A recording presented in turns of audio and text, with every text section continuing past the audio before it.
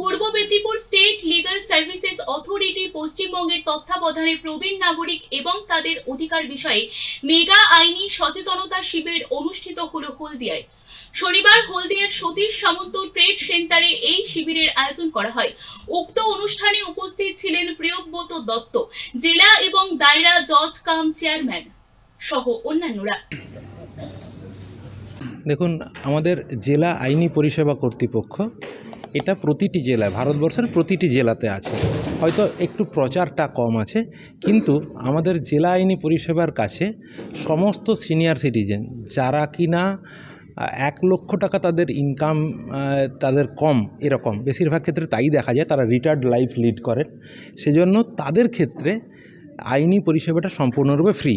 এবার তারা যদি মহিলা হন, তাদের ক্ষেত্রে ইনকামের ব্যাপারটা দেখাই হয় না, তারা যে কোনো সমস্যা নিয়ে আমাদের কাছে আসতে পারেন। এবং আজকে যে বিষয়টি নিয়ে হলো, সিনিয়র সিটিজেনদের একটা অ্যাক্ট আছে, maintenance and welfare of the parents and senior citizen act 2007। এই আইনে আমাদের এসডিও সাহেবরা হচ্ছেন ট্রাইব্যুনালের জজ। তাদের কাছে যে কোনো সিনিয়র সিটিজেন গিয়ে আবেদন জানাতে পারেন যে আমার ছেলে মেয়ে আমাকে ভালো করে দেখছে না, আমার কোনো রিলেটিভ আমাকে ভালো করে দেখছে না, যাদের ক্ষেত্রে ছেলে মেয়ে নেই। সেক্ষেত্রে সেই জজ সাহেব দুই পক্ষকে ডেকে নিয়ে বিচার করবেন। এবং সেখানে একটা জিনিস সমস্যা আছে, সেটা হচ্ছে উকিলবাবুর প্রবেশ অধিকার নেই, উকিলবাবু যেতে পারেন না। সেক্ষেত্রে আমাদের ডিএলএসএ, ডিস্ট্রিক্ট লিগ্যাল সার্ভিসেস অথরিটির প্যারালিগ্যাল ভলেন্টিয়ার বা পার্শ্ব আইনি সহায়ক বলে একজন আছে। প্রত্যেকটা জেলাতে এরকম 100 জন 50 জন আছে। আমাদের জেলাতে 52 জন প্যারালিগ্যাল ভলেন্টিয়ার জেলার বিভিন্ন প্রান্তে ছড়িয়ে আছে। তাদেরকে আমরা ট্রেন্ড করেছি যে যদি এই ধরনের সমস্যা হয়, ওই বয়স্ক মানুষটির আবেদনপত্র লিখে দেওয়া, তার সঙ্গে সেই আদালতের দিনে যাওয়া এবং ম্যাজিস্ট্রেটের সামনে বসে তার পক্ষকে সমর্থন করা, বা যদি কোনো সমস্যা হয় তাকে বুঝিয়ে দেওয়া, এই বিষয়গুলির জন্য আমাদের পার্শ্ব আইনি স্বেচ্ছাসেবকরা জেলা জুড়ে আছে।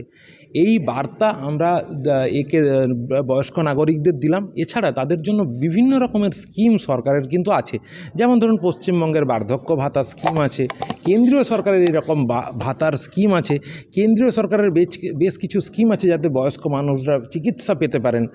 আমাদের ব্যাংকগুলি, সমস্ত রাষ্ট্রায়ত্ত ব্যাংকগুলিতে যারা বয়স্ক নাগরিক তাদের জন্য বিভিন্ন রকম সুযোগ সুবিধা আছে। আপনারা দেখেছেন আজকে আমাদের এই কনফারেন্স হলের বাইরে একটি আমরা স্টল করেছিলাম এসবিআইয়ের। তাদেরকে আমরা হাইলাইট করতে বলেছিলাম যে বয়স্ক নাগরিকদের জন্য কি কি স্কিম আছে, তারা যাতে সেটা হাইলাইট করে।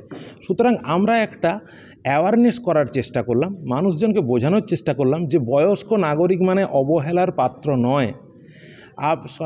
জনসাধারণকে বোঝানোর চেষ্টা করলাম যে আপনিও একদিন বয়স্ক হবেন, আপনাকেও কিন্তু এইভাবে অবহেলার পাত্র হতে পারে। আপনি পথ দেখিয়ে যান, আপনি আপনার বাবা মাকে ভালো করে সম্মান করুন, তাকে ভালো করে মেনটেন করুন, যাতে আপনাকেও আপনার ছেলেমেয়েরা মেনটেন করতে পারে। এবং বয়স্কদের এটা বোঝালাম, যদি আপনারা স্বাভাবিকভাবে আপনাদেরকে কেউ মেনটেন না করে, আপনারা কিন্তু একা নন, আপনাদের জন্য জেলা আইনি পরিষেবা কর্তৃপক্ষ আছে। আপনাদের যা যা ধরনের আইনি সহায়তা আমরা আপনাদেরকে দেব।